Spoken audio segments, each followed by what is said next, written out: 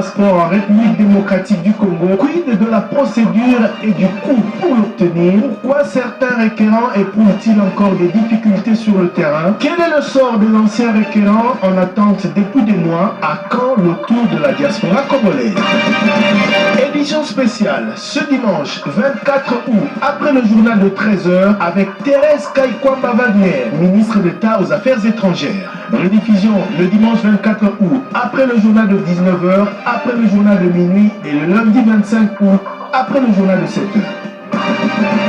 Chers auditeurs, chers téléspectateurs, bonjour et bienvenue à cette édition spéciale sur Top Congo FM. Depuis le 5 juin dernier, la République démocratique du Congo a officiellement lancé son nouveau passeport biométrique produit par un nouvel opérateur, l'opérateur allemand Dermalog. Un document, je cite la ministre d'État en charge des Affaires étrangères, plus sécurisé et conforme aux normes internationales, doté d'un micropuce RFID. Cette initiative, a-t-elle souligné, vise à renforcer la sécurité des documents de voyage et à simplifier le processus d'acquisition du passeport en RDC, le nouveau document répondant aux exigences de l'Organisation de l'aviation civile, OACI, et intégrant des technologies avancées pour lutter contre la fraude. C'était le propos de Thérèse Kaikwamba Wagner, tenu en mai dernier.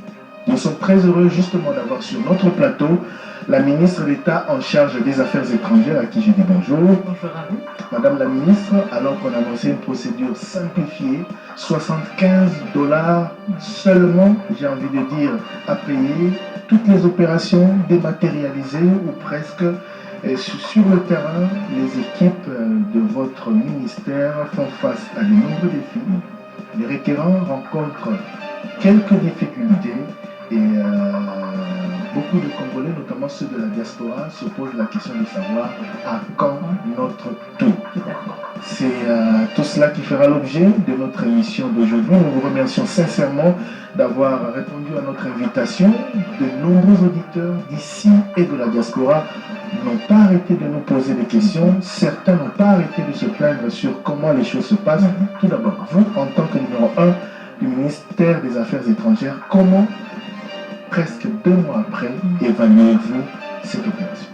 Merci beaucoup d'abord pour l'invitation. Merci beaucoup aussi pour justement cette plateforme pour avoir un échange franc sur le déroulement du lancement du nouveau passeport. Comme vous l'avez dit, presque 2 mois.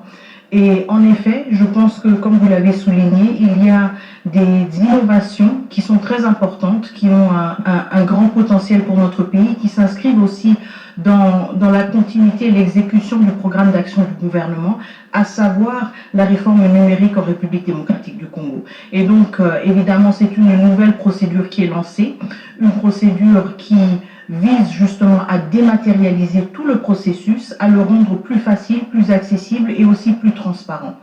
Il est tout à fait normal qu'en moment de transition d'un système vers un autre, il y a des obstacles, il y a des défis qui se présentent et nous sommes justement dans une phase, je le dis en toute transparence et je l'assume pleinement, d'apprentissage, dans une phase où nous devons voir ce que nous devons recalibrer. Nous passons de la théorie à la pratique. Et c'est toujours difficile de passer de la théorie à la pratique, mais je pense justement que parce que nous avons une population, y compris dans la diaspora, qui est très engagée, nous avons pu identifier déjà certains obstacles, nous avons pu identifier certains goulots d'étranglement et voir comment travailler là-dessus.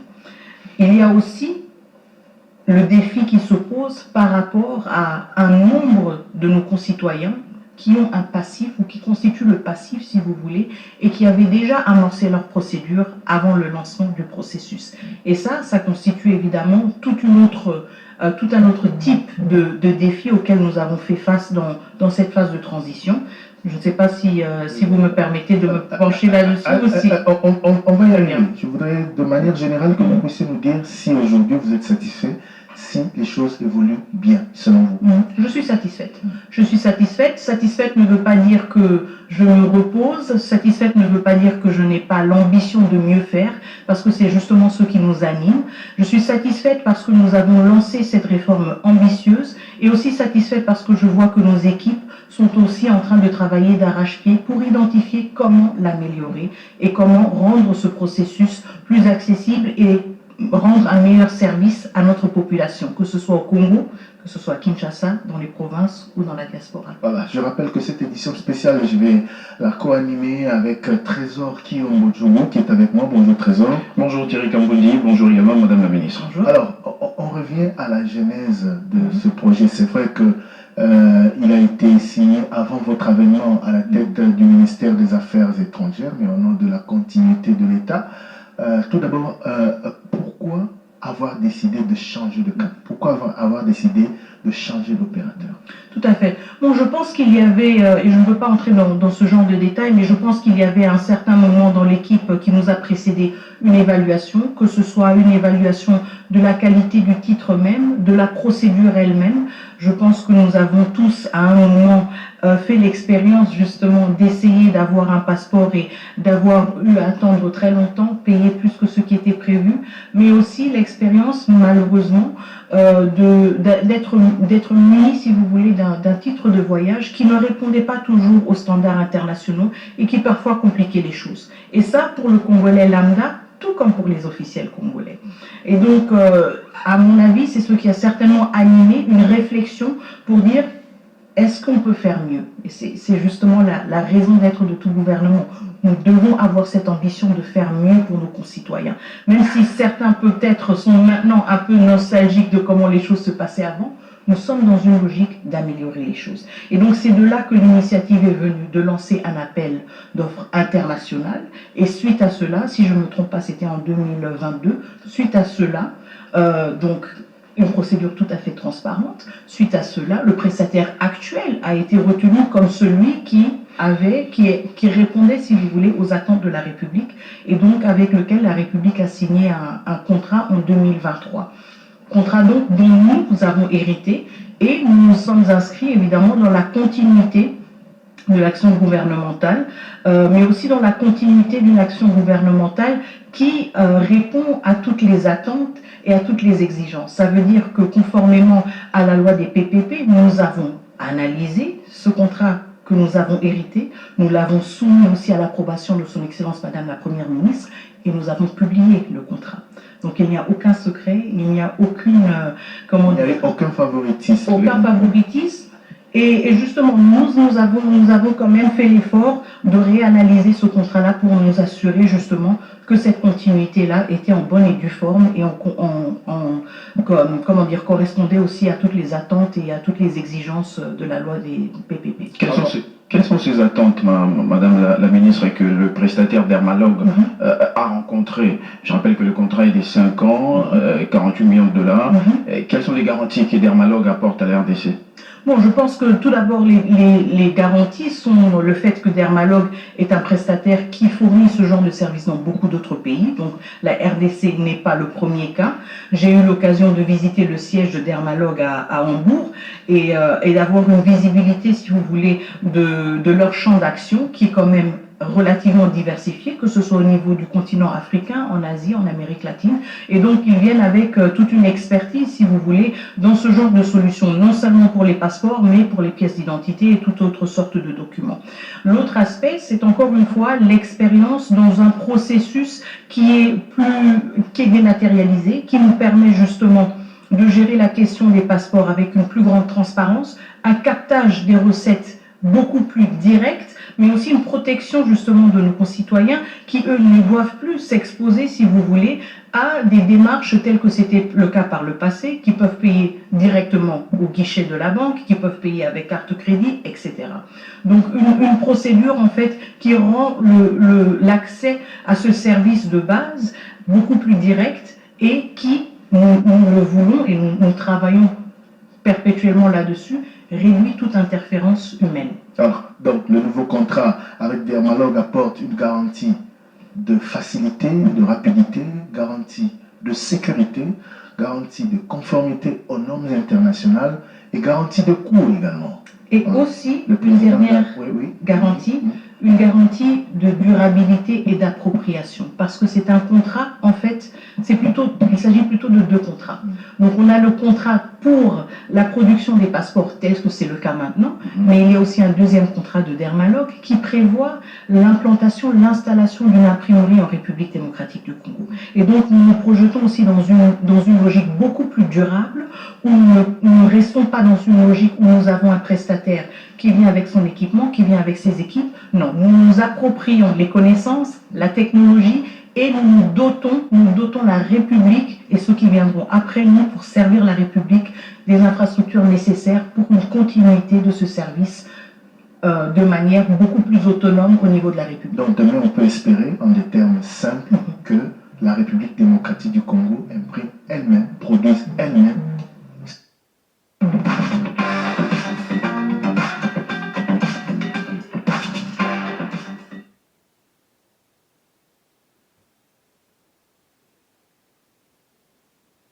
Son passeport. Tout à fait. Tout à fait. Dans quelle perspective? Alors, c'est dans une perspective, moyenne, lointaine? je dirais dans une perspective moyenne, parce que nous sommes d'abord dans le lancement du premier contrat, qui est donc le prestataire fournit les passeports, l'impression des passeports, le renforcement de nos capacités. Et le deuxième contrat, donc ça veut dire une fois qu'on a aussi eu le temps d'évaluer le partenaire, une fois qu'on a eu le temps de recadrer peut-être certains éléments du contrat actuel, le deuxième contrat entrera en vigueur, si je ne me trompe pas, dans une période de 3 ou 4 ans. Et celui-ci prévoit justement l'installation d'une imprimerie et qui permettra donc à la République démocratique du Congo de se doter elle-même sur place. Tenue par des Congolais. Tenue par des Congolais. Parce que beaucoup de nos compatriotes se posent la question de savoir pourquoi la plupart de nos imprimés de valeur sont produits ailleurs ou par d'autres. Tout à fait. Et c'est pour cela que j'insiste sur la continuité de l'action du gouvernement, justement. Parce que ceux qui sont venus avant nous ont quand même eu cette projection-là, ont quand même eu cette anticipation-là de dire nous voulons rompre ce cycle. Et c'est pour cela que nous n'avons pas seulement un contrat qui prévoit la production de passeports, mais nous en avons un deuxième qui nous permet justement de rompre ce cycle et d'entrer dans une logique beaucoup plus durable, dans une appropriation totale par la République démocratique du Congo d'un aspect aussi critique que la production des passeports. Madame la ministre d'État, on va pénétrer la réalité sur le terrain. Tout Congolais qui vous rencontre aujourd'hui aura envie de vous demander, Maman ministre, comment obtenir le nouveau passeport? Quelle est la procédure? Alors la procédure commence tout d'abord avec le NIF, le numéro d'impôt, le numéro d'identité fiscale, excusez-moi. Le NIF est en fait un numéro central qui est remis à chaque individu, donc qui est vraiment individuel, qu'on ne peut pas partager à quelqu'un d'autre, qui constitue la première étape. Une fois que ce NIF a été constitué et que l'identité a été confirmée, vous sollicitez maintenant le rendez-vous pour la capture et pour les différents éléments. Donc vous remplissez le formulaire en ligne qui constitue tous les éléments d'identité pour votre passeport. Vous obtenez votre rendez-vous pour aller à l'ANR, parce qu'encore une fois, il s'agit de quelque chose d'extrêmement sensible. Nous avons parlé de la sécurité. L'ANR, vous vous présentez à l'ANR pour confirmer l'identité, donc pour l'identification. Une fois que cela est fait, vous obtenez maintenant un rendez-vous pour aller, vous payez évidemment en ligne ou sur place au niveau du guichet de la banque vos 75 $. Excusez-moi madame, vous allez un peu vite là, parce qu'on est en train d'expliquer, de réexpliquer la procédure aux auditeurs. C'est le but de cette émission. Vous avez entièrement raison. Voilà. D'abord, avoir un numéro d'impôt. Tout à fait, le NIF. Oui, le NIF, c'est très important. Tout à fait. Ensuite, remplir le formulaire en ligne. Tout à fait. Vous remplissez le formulaire en ligne et ça, c'est une étape très importante parce que vous devez vous assurer que toutes ces données sont bien remplies. C'est pour cela que moi, j'insiste toujours, justement, et sont bien les vôtres. C'est pour cela que je fais quand même un avertissement. Évitez les intermédiaires, évitez les commissionnaires, évitez les soi-disant experts qui l'ont fait 1000 fois. Que quelqu'un ne le fasse pas à votre place. Justement. Et si, par exemple, c'est une personne âgée ou c'est un mineur, évidemment, quelqu'un de confiance de la famille peut le faire. Mais ne donnez pas ce pouvoir à quelqu'un d'autre. Donc, vous remplissez le formulaire avec l'identité, tous les éléments liés à l'identité. Ensuite, vous payez le passeport, $75. $75 à Vous la le banque. payez à la banque, au guichet de Equity, ou vous payez en ligne, ou vous payez avec Airtel Money ou M-Pesa, hein, la téléphonie mobile. Une fois que vous avez fait cela, vous vous rendez au niveau de l'ANR pour l'identification. Avec votre récépissé ou votre preuve de paiement. Tout à fait. Ouais. Parce que l'ANR doit justement, on ne peut pas tous y aller, il doit y avoir un système de filtrage qui montre que la personne a complété telle et telle étape, elle est prête à être accueillie à la prochaine étape. Et donc l'étape de l'ANR confirme encore une fois votre identité, et une fois que cela est fait, elle donne le feu vert et vous procédez à la capture. Je pense que vous-même, vous avez parcouru ces différentes étapes. Et donc la capture, elle est similaire à l'ancienne procédure, sauf que nous y ajoutons la capture de l'iris. Donc il y a une photo de vous qui va être prise, parce que c'est la photo qui apparaît sur votre passeport, vos empreintes digitales qui sont enregistrées dans la micropuce, et finalement votre iris, qui est quelque chose comme une empreinte digitale aussi, qu'on ne peut pas falsifier et qui est unique au monde. Tout cela est capturé au niveau des centres de capture différents, que ce soit à Kinshasa, en province ou dans les ambassades. Une fois que cette capture a été faite, nous passons donc à l'impression. Vous attendez votre rendez-vous pour récupérer votre passeport au centre dans lequel vous avez fait votre capture. Et vous allez à chaque étape recevoir un message. Tout à fait. Et c'est pour cela, encore une fois, un commissionnaire, peut-être qu'il préfère attendre qu'il ait eu 5-10 messages de différentes personnes avant de vous dire la prochaine étape, vous pouvez y aller. Mais si c'est quelqu'un de confiance, il va vous le dire directement. Si c'est votre téléphone, si c'est sur votre téléphone, vous allez le savoir. C'est pour cela que j'insiste aussi, pour que ce processus fonctionne, nous devons tous jouer notre rôle. Et c'est là où essayer de prendre des raccourcis ne nous aide pas. Madame. Ça ne nous aide pas non plus parce que ça ne nous aide pas à identifier les goulots d'étranglement et à y trouver des solutions. Pour la plupart, viennent de votre ministère. Ce sont des agents du ministère des Affaires étrangères qui, pour certains, veulent perpétrer les anciennes habitudes, justement. Alors, je vais vous dire deux choses. La première, c'est que je ne pense pas que ce soit des agents des affaires étrangères. J'insiste auprès de tous les agents, depuis mon premier jour à la tête de ce ministère, nous voulons être un ministère professionnel, nous voulons être un ministère au service de la population congolaise. Donc, à mon avis, il ne s'agit pas d'agents des affaires étrangères. Mais, si il s'avérait, évidemment, s'il s'avérait qu'il y a des dérapages, croyez-moi, ils seront sanctionnés. Vous avez mis en place un mécanisme pour vous assurer que ce ne sont pas des agents du ministère, parce que si je veux avoir un passeport, je ne sais pas si je vais aller au ministère des Finances. Je vais recourir aux agents du ministère des Affaires étrangères, ce sont des anciennes pratiques. Alors les personnes qui peuvent vous aider, et les personnes qui doivent vous aider, et qui sont les plus habilitées à vous aider, parce que c'est tout à fait normal, encore une fois, c'est une nouvelle procédure, n'est-ce pas? Beaucoup de personnes doivent s'y habituer. Les personnes qui ont la responsabilité de vous aider sont au niveau du centre de capture. Il n'y a personne aux affaires étrangères qui a cette responsabilité. Il n'y a aucun agent auprès duquel vous pouvez aller ou vous devez aller pour dire « aidez-moi ». Ce sont les centres de capture. Et les chefs de centres de capture doivent aussi veiller justement sur le professionnalisme de tous leurs agents pour que nous nous assurions que cet accès soit facilité, y compris pour ceux et celles qui ont des difficultés. Les agents du ministère des Affaires étrangères travaillent également au centre des captures. Évidemment. Ce sont les mêmes personnes qui sont les au ministère comme au centre. Oui, mais il faut faire une distinction. Agent des Affaires étrangères ne veut pas dire agent de la chancellerie et ne veut pas dire agent habilité et mandaté à faciliter l'accès à un passeport. Donc encore une fois, nous avons fait une sélection rigoureuse des personnes qui animent nos centres et eux ont cette responsabilité et ce mandat-là.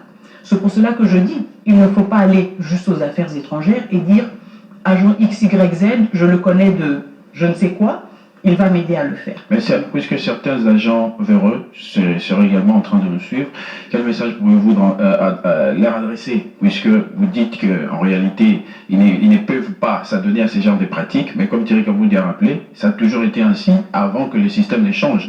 Une personne qui a besoin d'un passeport, contacter quelqu'un qui travaille aux affaires étrangères pour lui faciliter la tâche. Nous sommes au service de la population congolaise. Et quand on est au service de la population congolaise, on respecte les règles, on respecte les lois. Et c'est ce que j'attends de tous les agents.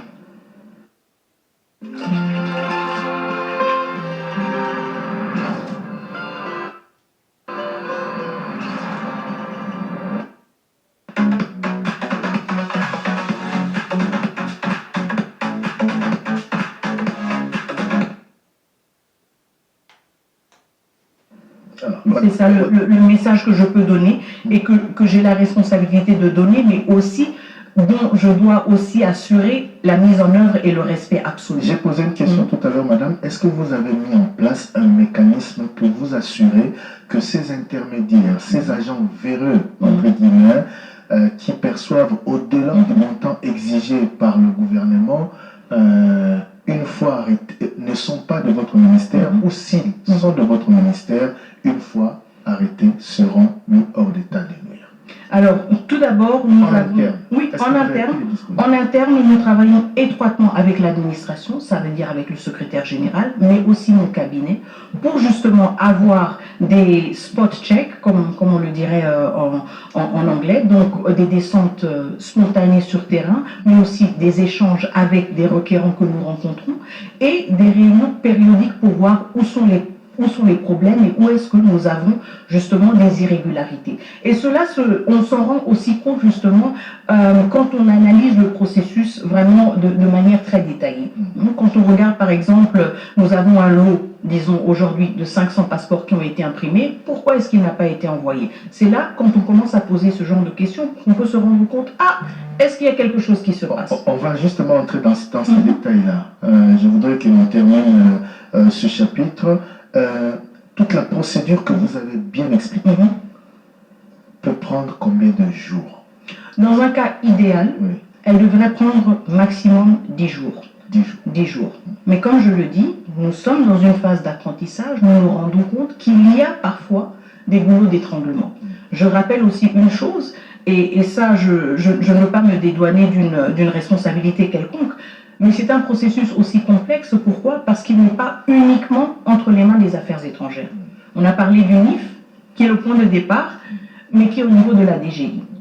On a parlé de l'ANR, et donc on parle en fait de plusieurs intervenants qui ont un rôle à jouer. Et donc notre responsabilité, c'est de prendre le recul nécessaire avec ces intervenants-là et d'essayer d'identifier où est-ce que on a des blocages. Parlons justement de la réalité sur le terrain. Le point des goulons d'étranglement évoqués par madame, vous avez parlé de l'ANR, c'est effectivement un goulon d'étranglement. Nous avons eu des témoignages des gens.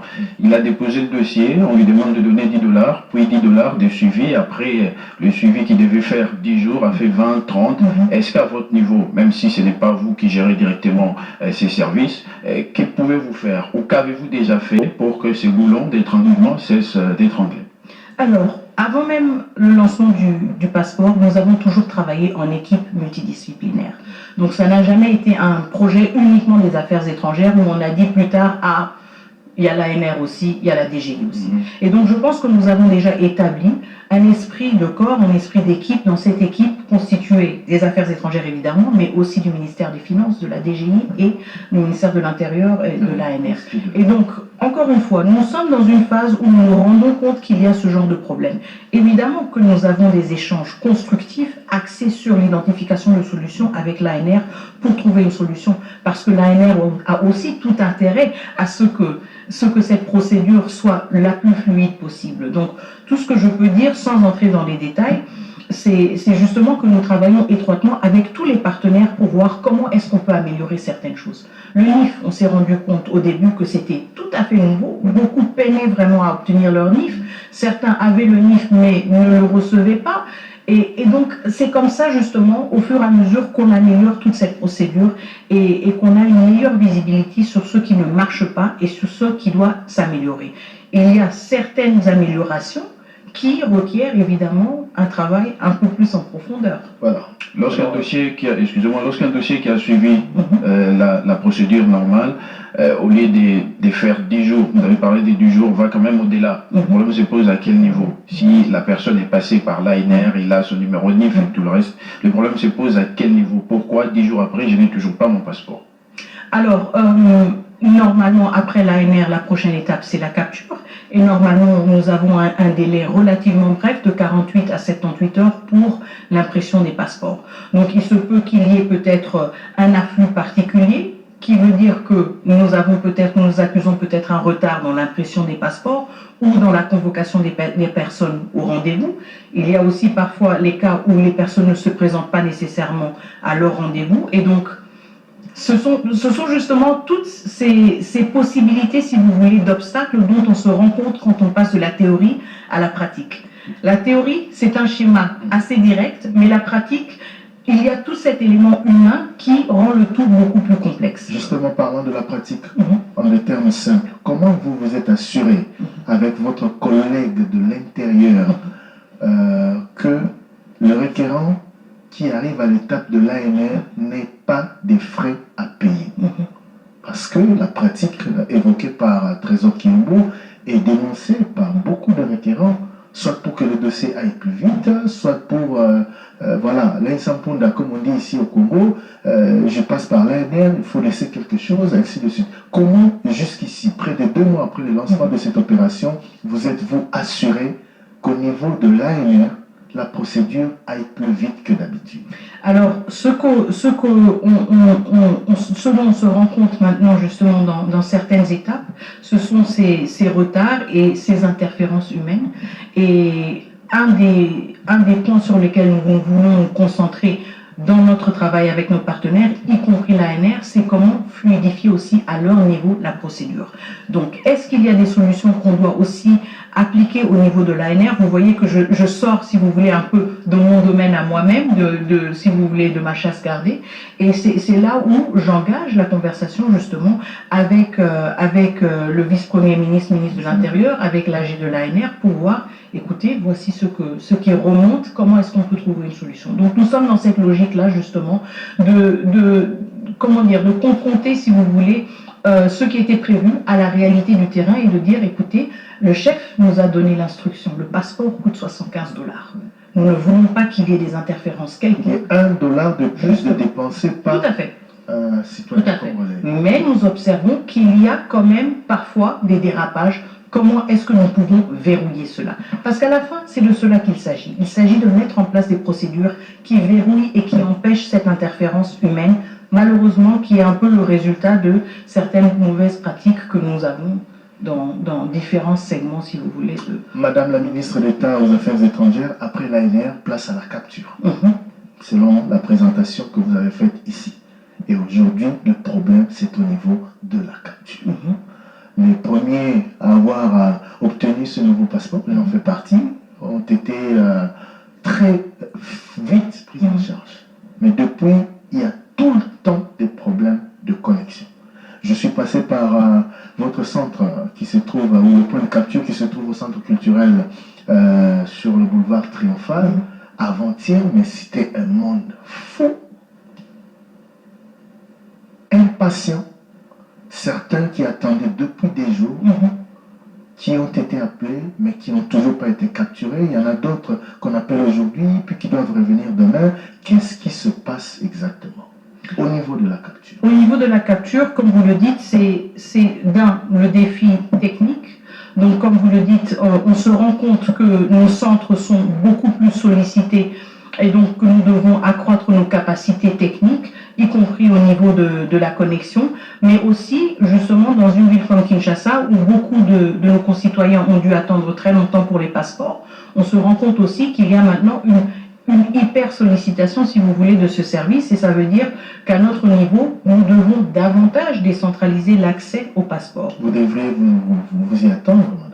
Oui, nous y sommes attendus. Je suis surpris que ça vous surprenne. C'est pour cela que nous travaillons justement vers l'ouverture de centres supplémentaires.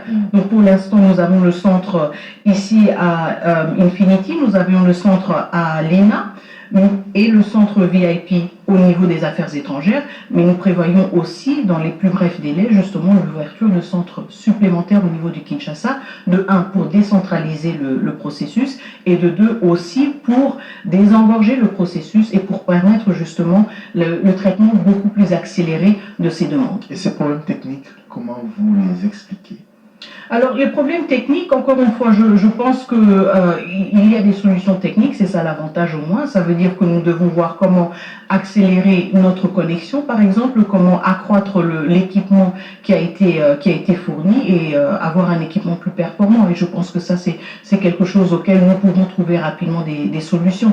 Le problème, ce n'est pas la capacité d'impression. Non, ce n'est pas la capacité d'impression. Si justement vous avez un engouement pour la capture, ça ne veut pas dire qu'il y a un problème d'impression. Là, c'est l'engouement pour la capture. Mais pour ceux qui n'arrivent pas à retirer leur passeport malgré le temps déjà passé. Arrêtons-nous d'abord au niveau de la capture. Parce que les problèmes se posent là avant d'évoquer l'impression. C'est beaucoup de soucis de connexion. C'est ce qu'on dit. Connexion zatée. Connexion zatée. Il y en a qui attendent des jours pour que la connexion soit rétablie. Qu'est-ce qui se passe? Donc justement, comme vous le dites, il y a soit des soucis de connexion, soit des soucis d'électricité, et donc des ruptures qui veulent dire que justement la capture devient de plus en plus difficile et on accumule, si vous voulez, des personnes qui attendent. Et comment vous les résolvez? Justement, donc voir comment nous pouvons augmenter nos débits en termes de connectivité ou de connexion Internet et aussi mieux identifier quels sont les problèmes spécifiques au niveau des centres. Donc voir avec les chefs de centre quels sont les problèmes particulier. Pourquoi est-ce qu'il y a justement des problèmes de connexion? Est-ce que c'est un problème d'électricité? Est-ce que cela veut dire que nous devons doter nos centres de groupes encore plus performants? Parce que justement, nous avons des groupes comme backup, mais peut-être que cela ne suffit pas. Et c'est justement dans cette logique-là qu'on doit voir comment on accroît Madame la ministre, la capacité. Ce sont des problèmes que vous avez déjà pris en charge ou ce sont des problèmes qu'on vous expose et vous êtes en train d'examiner comment les prendre en charge? Ce sont des problèmes que nous identifions au fur et à mesure et auxquels nous trouvons des solutions au fur et à mesure. Tel que là. Parce que comme vous l'avez dit vous-même, au début, la capture se passait sans problème quelconque. Donc vous voyez, avec l'afflux justement, on se rend compte que ce qui a été prévu n'était pas à la hauteur.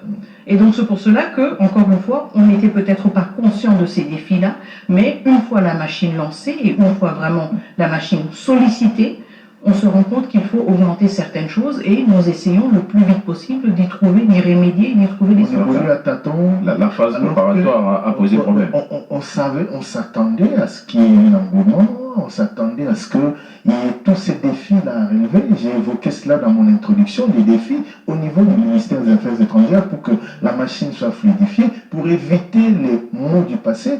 J'ai l'impression qu'on n'a pas anticipé, que vous n'avez pas anticipé tous ces problèmes et que vous êtes en train de les résoudre au fur et à mesure qu'ils sont posés. Parce que parfois on ne peut pas anticiper à une telle envergure. Ça, je le dis en toute transparence. Et encore une fois, quand vous imaginez qu'avant, nous n'avions qu'un seul centre de capture et que maintenant nous en avons 3 et quand même nous avons une saturation, cela veut dire quand même que la donne a aussi changé, que la sollicitation a changé. Et donc peut-être que les estimations que nous avions, le point de départ que nous avions était tout un autre comparé à la réalité à laquelle nous faisons face. Je pense que l'essentiel ici, c'est quand même justement d'avoir une posture assez transparente et franche et de reconnaître et d'admettre qu'il y a des défis et d'y trouver des solutions.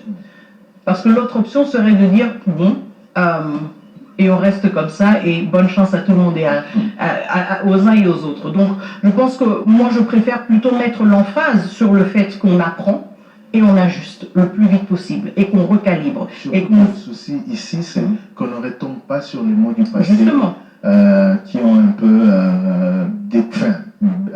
détruit l'image du ministère des Affaires étrangères au sujet de la délivrance des passeports. Alors, pour avancer sur cette question, qu'est-ce que vous pouvez passer comme message à tous ces compatriotes qui attendent la capture, qui sont au stade de la capture, qui attendent et qui rencontrent toutes ces difficultés? Vous leur dites quoi pour les rassurer? Je leur dis tout d'abord qu'ils ont ma pleine compassion et mon entière compréhension pour leur frustration.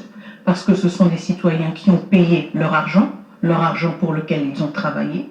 Et ils attendent un service, et notre responsabilité en tant que gouvernement, c'est de servir le peuple. Donc pour cela, d'abord, nous présentons nos excuses. Le deuxième point, c'est justement que le ministère des Affaires étrangères est en train de travailler et n'arrête pas de travailler pour trouver des solutions à ces défis, pour trouver des solutions immédiates, mais aussi des solutions à long terme. Pourquoi? Parce qu'encore une fois, nous avons la détermination de faire les choses mieux, d'être au service de la population et, comme vous le dites si bien, pour éviter de retomber dans des mauvaises habitudes.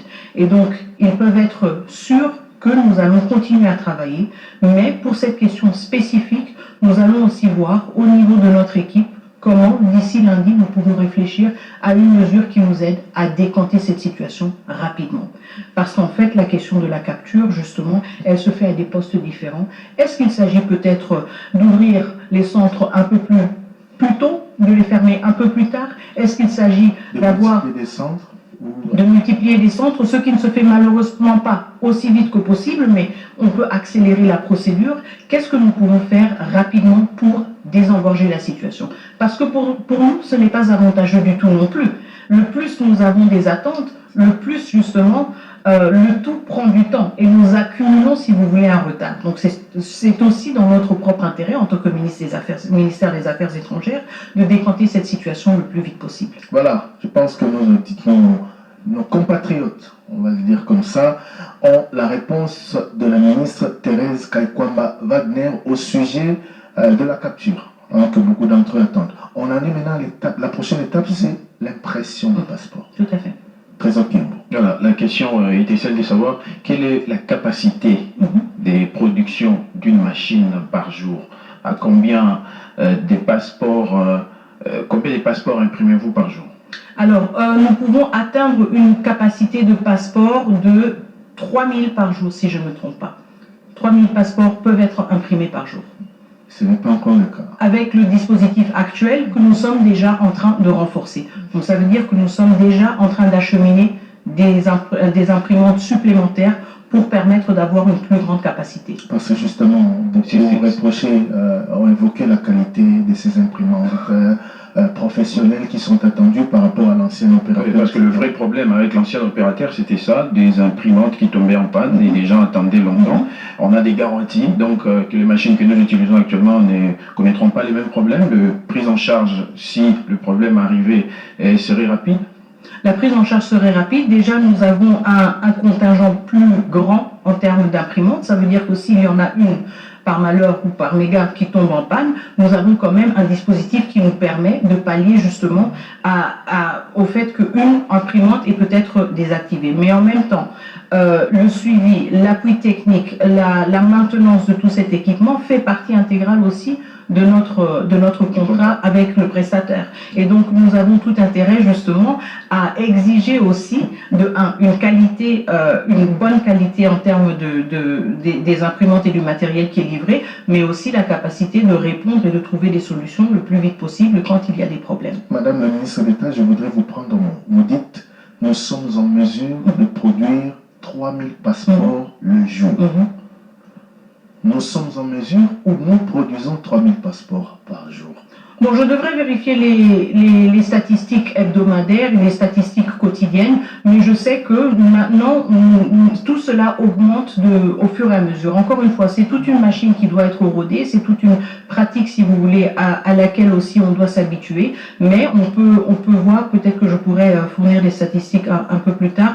On peut voir comment, pendant les dernières semaines, la production hebdomadaire n'a fait que accroître. Donc, je pense que c'est une tendance positive et c'est une tendance justement qui continue. Pendant que nous évoquons cette question, pour nos téléspectateurs, ceux qui nous regardent sur YouTube et sur certaines de nos chaînes partenaires, ils voient l'illustration, les images du centre de production de passeports, car les équipes de Top Congo sont descendues au ministère des Affaires étrangères pour vérifier tout ce que Madame la ministre d'État est en train de dire. Sinon, beaucoup, ça dit ça, un politique. Voilà, nos équipes sont allées vérifier. Trésor Kimbo. Oui, nous avons effectivement vu les machines. C'était les centres VIP. Les machines étaient en quelque sorte en pause, où en réinitialisation en quelque sorte, mais il y a des questions au sujet des récurrents en attente. Tout à fait. Nous sommes arrivés aux affaires étrangères, nous avons vu des lots, des passeports imprimés, on nous a présenté des passeports des récurrents, des passeports de l'ancien opérateur. Alors, il avait été annoncé depuis le 5 juin que tous les récurrents de l'ancien opérateur devraient obtenir des passeports du nouvel opérateur. Mais ça a pris du temps. Oui, et devrait être priorisé d'ailleurs, si j'ai bien lu le communiqué du ministère des Affaires étrangères. Voilà, pourquoi ça a pris autant de temps? Alors, les requérants se sont fait enregistrer et ont fait leur capture dans le système de l'ancien prestataire. Et ce que nous avons eu comme défi, si vous voulez, comme défi technique, était de transférer toutes ces données, y compris justement les empreintes digitales, les photos, et nous assurer qu'elles répondaient aux critères et aux standards de qualité du nouveau prestataire, donc transférer tout cela dans une nouvelle base de données et justement être en mesure d'imprimer ces passeports-là. Donc c'était tout un exercice, si vous voulez, technique qui devait se faire avec beaucoup d'experts et beaucoup d'expertise qui va bien au-delà de mes connaissances, connaissances spécifiques dans le domaine. Mais nous avons réussi, ça nous a pris malheureusement plus de temps que nous le voulions, nous avons réussi à compléter une migration complète en fait, de la totalité des requérants qui avaient déjà fait leur capture. Et donc nous sommes justement, comme vous avez vu aujourd'hui au Centre aux Affaires étrangères, nous sommes maintenant en train d'imprimer tous ces passeports-là. Donc ça c'est, si vous voulez, la première catégorie des requérants, ceux qui avaient déjà fait leur capture. Et c'est pour cela qu'on les priorise, parce que les données sont là. Ceux qui avaient fait leur capture avant le 5 juin 2025. Tout à fait. En un précédent opérateur. Tout à fait. Ils sont plusieurs dizaines de milliers. Tout à fait. Donc leurs passeports sont déjà en train d'être imprimés. En train d'être imprimés. Et il y avait une deuxième étape, si vous voulez, à franchir. C'était une étape liée aux finances. Pourquoi? Parce qu'il s'agissait maintenant de payer, si vous voulez, ce qu'on aurait payé à l'ancien prestataire pour ces passeports-là, au nouveau prestataire. On a dit qu'il avait bloqué les données parce que vous n'avez pas payé ça. Non, c'est pas vrai. Non, non, pas du tout. Il s'agissait justement de transférer, si vous voulez. Donc l'État avait déjà perçu, et donc on devait faire justement ce recalibrage-là pour dire nous avons perçu ces recettes et nous devons payer le nouveau prestataire pour ces passeports. Donc ces deux étapes-là, une étape technique d'une migration des données biométriques des requérants, et aussi justement l'exercice administratif, donc de payer le nouveau prestataire pour ces passeports, ont maintenant été franchis. Et c'était vraiment un travail de longue haleine, mais je peux dire maintenant que nous avons franchi ce cap, ce qui veut dire quoi? Nous entrons pleinement dans une logique d'impression, uniquement d'impression directe de ces passeports qui étaient, si vous voulez, en stand-by. Donc vous rassurez tous nos compatriotes qui attendent leur passeport depuis 2, 3, 4, 5 mois, 6 mois, du fait du changement d'opérateur, que leurs passeports sont en train d'être imprimés. Et nous avons déjà commencé avec un premier lot, si je ne me trompe pas, de 9000 passeports qui ont déjà été imprimés ces derniers jours, ces dernières semaines. Nous avons enregistré beaucoup d'inquiétudes sur le répondeur des Top Congo venant de l'Afrique du Sud en particulier. Et donc justement, c'était aussi un de ces aspects techniques dans la migration des données. On voulait migrer les données de façon à ce qu'on soit en mesure de dire voici le bloc Afrique du Sud. Pourquoi? Pour ne pas imprimer tous les passeports pêle-mêle et ne pas savoir celui-là, il est un requérant d'où. Et donc c'était aussi un des grands défis. Mais maintenant que nous avons fait tout cet exercice, nous avons migré, si vous voulez, en fonction des centres ou des lieux de capture, et ça nous donne justement la possibilité d'imprimer le lot Afrique du Sud et de dispatcher directement ce lot-là de manière consolidée au niveau de notre ambassade. Donc les anciens requérants sont exemptés des autres étapes, des nouveautés telles que le numéro NIF.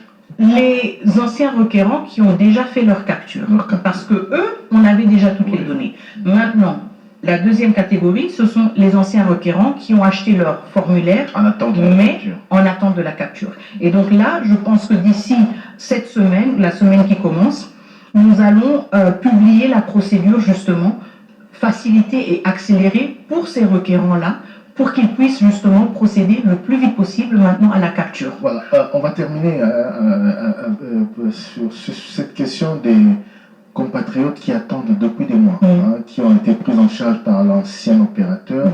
Vous donnez quel délai pour apurer ces arriérés, je vais dire ça comme ça. Vous donnez quel délai pour que tous, on m'apprend qu'ils sont au-delà des 100 000 à travers le monde, je ne sais pas si vous avez les mêmes chiffres, mais vous donnez quel délai pour que le ministère des Affaires étrangères puisse disponibiliser tous ces passeports en attente depuis des mois? Alors, il serait difficile de fixer exactement le délai, mais je pense que c'est une affaire de semaines, pas une affaire de mois. Et encore une fois, nous sommes en train de fournir tous les efforts nécessaires pour accroître notre capacité d'impression au maximum. Encore une fois, maintenant que l'étape technique et l'étape des finances a été franchie, il n'y a rien qui nous empêche, si vous voulez, de faire tourner les machines à 100% pour décanter la situation le plus vite possible, en commençant par ceux qui ont déjà fait leur capture, dont nous avons déjà imprimé 9000 passeports, mais où nous continuons justement. Et donc pour cela, nous avons aussi mis en place au niveau des affaires étrangères une cellule, si vous voulez, de crise, qui, elle, ne va pas travailler, si vous voulez, selon les heures des fonctionnaires, mais qui va fonctionner bien au-delà de ces heures-là, parce que nous sommes conscients de l'urgence. Comment la contacter? Vous avez mis en place un mécanisme pour... Non, en fait, nous ne voulons pas mettre en place de mécanisme qui pourrait créer une interférence, parce que là, il s'agit justement d'une impression accélérée. Donc, cette équipe-là travaillera les samedis, les dimanches, elle travaillera jour et nuit, pour assurer justement que cette production ait lieu le plus vite possible et sans délai. Thérèse Kaikwamba-Wagner, ministre d'État aux Affaires étrangères, sur le plateau de édition spéciale sur Top Congo FM. Alors parlons de nos compatriotes de la diaspora, Madame la ministre d'État. Trésor Kiyombo a évoqué ceux de l'Afrique du Sud, qui appellent souvent, mais il n'y a pas que ceux de ce pays. Nous avons reçu récemment des plaintes des étudiants congolais en Russie. Nous avons reçu des plaintes de nos compatriotes au Canada, aux États-Unis, en France, au Portugal, en Belgique. Qu'est-ce qui est prévu dans le cadre de ce nouveau processus ou de ces nouveaux passeports pour nos compatriotes de la diaspora? Vous êtes de la diaspora, vous savez à quel point tout à fait. Ce document est essentiel pour la vie d'un compatriote vivant à l'étranger. Tout à fait. Pour la diaspora, donc, nous avons lancé d'abord les centres de capture au niveau de Kinshasa, c'était le point de départ, mais nous avons aussi justement prévu d'avoir des centres de capture au niveau de nos ambassades respectives, et cela en vague. Donc je peux déjà vous confirmer que nous avons 23 ambassades où les captures sont opérationnelles. 23, y compris... en charge par l'actuel opérateur. Tout à fait. Y compris, je ne vais pas toutes les citer, mais je peux vous dire qu'au niveau du Canada, par exemple, cela fait au moins 2 semaines que la capture est opérationnelle. Capture et délivrance des passeports après? Capture, impression à Kinshasa, délivrance au niveau de l'ambassade. Ok. Et donc, par exemple, au niveau du Canada, c'est le cas. Au niveau de Paris, c'est le cas. Bruxelles, Bucarest, La Haye, bref. Nous avons une première liste, un premier batch. C'est le cas aussi. Laissez-moi vérifier. Désolé, je ne les ai pas tous en tête. Non, Washington, oui, Washington c'est le cas, excusez-moi. Washington c'est le cas. Et donc maintenant, nous avons le deuxième batch, si vous voulez, ou le deuxième groupe, le deuxième lot de nos experts au niveau de nos ambassades qui sont en formation au niveau de la centrale du prestataire. Donc il s'agit encore d'un lot de 23 qui sont en train de clôturer ou qui viennent de clôturer la formation et qui vont donc regagner leurs postes respectifs pour donc amener ce chiffre de 23 ambassades à 46 ambassades. Et ensuite, nous aurons la dernière phase avec les dernières ambassades qui nous restent et donc qui nous permettront justement d'avoir ce service aussi accessible à notre diaspora et non seulement au niveau de Kinshasa ou de certaines provinces. Donc, en conclusion, que nos compatriotes vivant à l'étranger se rassurent. Tout à fait. Que depuis 2 semaines d'abord, 23 ambassades. Plus de 2 semaines. Depuis plus de 2 semaines, 23 ambassades ont déjà commencé, organisent déjà des captures. Tout à fait. Et dans les prochains jours, un nouveau groupe de 23. J'invite aussi évidemment nos compatriotes à consulter nos différentes plateformes sur les réseaux sociaux, que ce soit sur Twitter, X, Facebook ou TikTok, où nous publions justement de manière régulière. Mais si vous me posez la question, je me rends compte qu'on doit le publier peut-être de manière plus régulière, madame, oui, cette information-là. Et communiquer davantage. Et communiquer davantage pour rendre cette information plus accessible. Vous êtes d'accord avec moi qu'au début, on s'attendait à une communication maximale. C'est vrai que sur les réseaux sociaux, ça a été assez, vous avez assez matraqué, bien avant le 5 juin, mais par la suite, avec les difficultés qui arrivaient, on n'entendait pas, il n'y avait pas de répondant du côté du ministère. Plus on communique, mieux les gens... plus on clarifie. Ouais. Et plus on protège aussi les compatriotes justement de certains pièges peut-être qui peuvent être érigés ici et là. Donc je prends bonne note de votre recommandation et on va redoubler d'efforts par rapport à la communication, y compris une communication qui cible la diaspora davantage pour rendre ces informations plus disponibles. Mais déjà entre-temps, d'ici le mois de septembre, déjà là, 23... nous serons à 46 ambassades. Ce sera 46 ambassades. Toutes les missions diplomatiques seront équipées quand? Donc normalement, le troisième groupe devrait intervenir en septembre, mi-septembre ou peut-être fin septembre. Et ça, c'est le dernier groupe, parce que nous avons 72 ambassades ou 72 postes diplomatiques, donc ce ne sont pas tous qui ont des captures. Parfois, on a New York, par exemple, où nous ne faisons pas de capture, mais c'est quand même une mission diplomatique. Mais dans les 70, et donc là, nous sommes déjà à 46, et nous aurons le dernier groupe qui va clôturer le tout. Là-bas, il se pose aussi un problème de délai de délivrance des passeports. On les capture sur place, les données doivent arriver à Kinshasa, l'impression se fait à Kinshasa avant de dispatcher les passeports à travers les différentes ambassades. Est-ce que le nouveau mécanisme a comprimé les délais par rapport à ce qui se passait avant, des gens qui se faisaient capturer, qui attendaient des semaines, voire des mois pour avoir leur précieux sésame? Alors nous sommes justement en train de travailler sur comment fluidifier cela. Donc ne pas attendre par exemple qu'on ait un lot, si vous voulez, de 50 passeports pour dire c'est maintenant seulement qu'on les envoie, parce que ça pénalise le premier, c'est l'avantage du 50e qui a fait sa capture. Donc justement voir comment avec des prestataires, mais cela n'est pas inclus, si vous voulez, dans ce qui est prévu avec notre contrat de Dermalog. Ce n'est pas une agence, si vous voulez, de courrier. Oui. Et donc la responsabilité incombe maintenant au ministère des Affaires étrangères, et nous nous penchons déjà sur la question, nous sommes déjà penchés sur la question de voir comment est-ce qu'on peut avoir un prestataire qui nous facilite rapidement le dispatch de manière périodique de tous les passeports, que ce soit un lot de 5 ou un lot de 50, nous voulons être en mesure de capaciter aussi nos ambassades, nos postes diplomatiques et de leur donner les éléments de réponse quand eux font face à nos compatriotes pour qu'ils puissent dire écoutez, vous avez fait la capture maintenant, aujourd'hui, et nous espérons que d'ici 10 jours, vous aurez votre passeport. Parce que la plupart de nos ambassades n'ont pas cette réponse. Justement, et c'est notre responsabilité. Pas encore arrivé, ça ne nous a pas encore répondu. Très souvent, nos compatriotes font face à ce genre de réponses.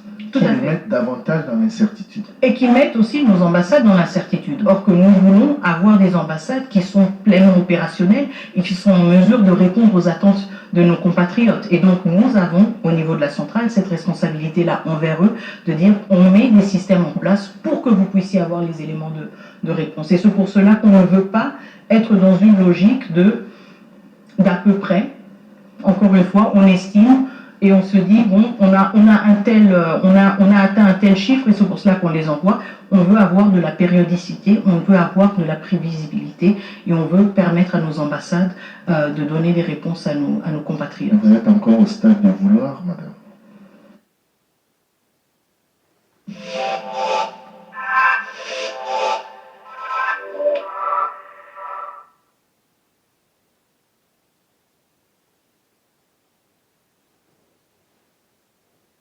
Vouloir, c'est pouvoir. Pourtant, on vous dit pragmatique. Hein. Moi, j'aurais voulu vous entendre dire nous faisons en sorte que, plutôt que nous voulons que les délais soient.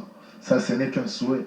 Et quand un politique vous dit nous voulons que, ça peut paraître comme Alors, je prends bonne note. Peut-être que je devrais recadrer ma rhétorique. Mais vous savez, je suis pragmatique, c'est vrai. Mais dans mon pragmatisme, je préfère être prudente et je préfère justement être transparente. Merci. Donc, vous aurez rarement de ma part une confirmation sans pour autant que j'ai la preuve. Et c'est pour cela que quand je vous dis que nous voulons, quand je vous dis que nous travaillons vers quelque chose, je le dis en toute transparence, je l'assume, nous sommes en train de travailler. J'espère que la diaspora congolaise à travers le monde est rassurée, mais elle le sera davantage lorsque tout ce que vous avez promis se matérialisera. Tout à fait. On a quitté le Congo pour l'étranger, mais on va revenir au Congo pour terminer cette édition spéciale. Excusez-moi de vous prendre plus de temps parce qu'il y a une information importante à signaler. Le Congo, ce n'est pas que Kinshasa. Tout à fait. Le Congo, c'est aussi les autres provinces.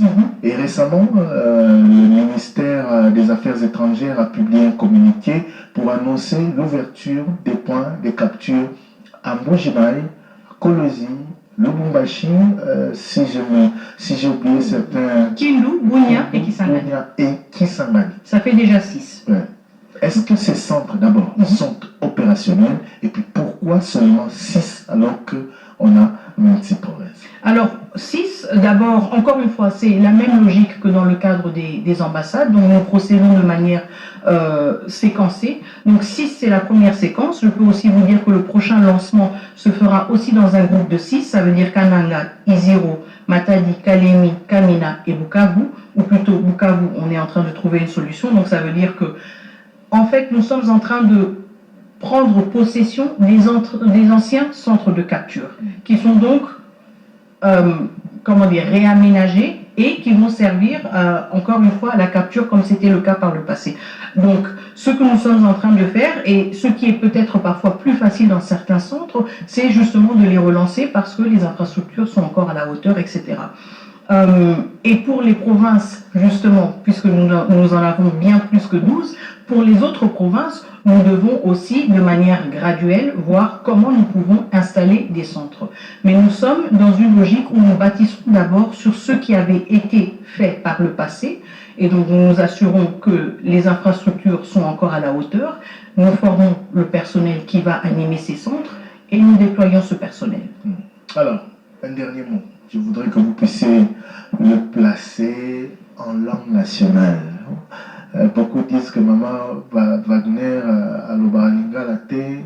Abundaka, Amekaka, au moins Amekaka. Alors, Maman Thérèse Kaikwamba, tu sali émission Mobimba pour nous relever solo ya passeport. Document ya motoya pour na bana mboka nyonso. Ezala bavani na mboka, ezala bavani libanda. Outo le 5 juin, gouvernement a lobby la bimisi passeport ya sika.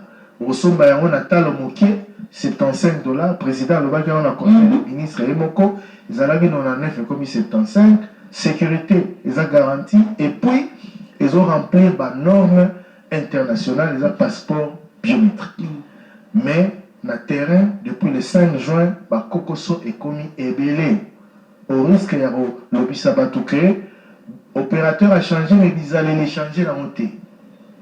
Il faut boy. Merci na Top Congo pour ça va éclaircissement. Au lobby on a français mais la lingala tout retenir nini par rapport à la difficulté. Tout retenir nini par rapport à bateau et basi ba capturer qui banda kala banda ba sans ebele. Bazali kozela tout retenir nini pour na bandeko ya diaspora. Alors tout d'abord pour na bandeko bazozela hein. D'abord na banda bango parce que na yebi que frustration et l'équipe, hein, bazo zela tango ebele, mais na yebisa bango, solution il y a beaucoup de problèmes tozalaki nango et monani. Donc neti ndenge solution ici et monani, nazo senga bango moins patience parce que si ko tozo kota na phase il y a mise en œuvre. Donc impression il y a ba passeport il y a ba tout oyo bazalaki kozela, capture il y a bango pe et ko salama rapidement. Hein, dans les prochaines semaines, et aux ala, priorité pour Nabiso. Bana mboka na libanda, na diaspora na biso, na sina lobi yango, tozo salango na bavag, tobandi na ambassade 23. Je suis désolé, les chiffres en lingala. Vous comprenez mon émotion. Mais aussi tobandi na groupe ya 23, Bruxelles, Paris, Canada, Washington, 23 ambassades, déjà, 23 ambassades. Ça va capter. Justement. Donc, on continue dans 23, groupe il y a 23. La prochaine semaine, bako bandapé, ba capture. Tout ça, on est une église, place au côté en français, on a souvent comme interprète. Donc 23, déjà ça va. Justement. 23, mon c'est au Bakissa. Justement. Na soukapé, tu aussi les ambassades, nous sommes à l'ambassade 72. Donc, na septembre, objectif na biso eza vraiment ambassade nous sommes basés na capacité ya ko ça la capture. Et on rassurer la diaspora que pasteur par rapport à justement parce que l'objectif na bisopé est ko installer système il y a envoi il y a passeport ezala bi hebdomadaire donc aux élites sans ami balé passeport nous soyez ezala na Bruxelles ezala na Paris comme ça attente ezala moulaï les sous-soutés. Voilà, et pour la difficulté vous a rencontré ça au bani na bandeko balandi. En tout cas, naïbi que eza pas si pour na biso nyonso. Pourquoi? Parce que eza système ya sika. Donc nazo senga pe banango ka bazala na moi patience na biso, mais bango pe basala procédure nenge et sengeli. Donc si vous avez des problèmes, tout le monde quoi ça lisabino mais kopé sambomoté, kokende pas commissionnaire té, kokende pas intermédiaire té, ça la procédure na yo na kimia na transparence. Mais biso pe toza na mosala. Biso na ministère des Affaires étrangères, mosala na biso eza kokita na ba centre, kokita na ba na ministère des Affaires étrangères, tout na pe ba tout problème eza nini et tout le monde a ba solution. Le ministère intérieur pe pour un problème justement. Donc justement le problème wana nyonso tozoyoka et si là. Merci beaucoup. Batubakama egota pour ministre wa lingala te pour échouer parce que alobi lingala et puis alobi madame dans son équipe personne merci, j'ai vu déjà très stressé dans toutes les questions de lingala. Merci infiniment. Merci à vous. Madame la ministre d'État aux Affaires étrangères Thérèse Kaikwamba Wagner, merci d'avoir accepté de vous soumettre à cet exercice de redevabilité. On a parlé délivrance du nouveau passeport congolais. On espère vous avoir sur ce même plateau pour évoquer d'autres questions liées au secteur que vous gérez au nom de la République. Mais en tout cas, nous avons fait le tour, je l'espère, de cette question, de cette épineuse question du passeport. Grand merci à vous de nous avoir suivis. L'édition spéciale se termine ici. Prochain rendez-vous la semaine prochaine avec un nouvel invité. Merci à Trésor Kiombo qui m'a accompagné et aux équipes techniques à la régie. Merci également. Grand merci aux équipes de la ministre d'État aux Affaires étrangères qui nous ont facilité le tournage de cette émission, qui ont été très très professionnelles et surtout très réactives. On se retrouve donc très prochainement sur Top Congo FM, la fréquence utile.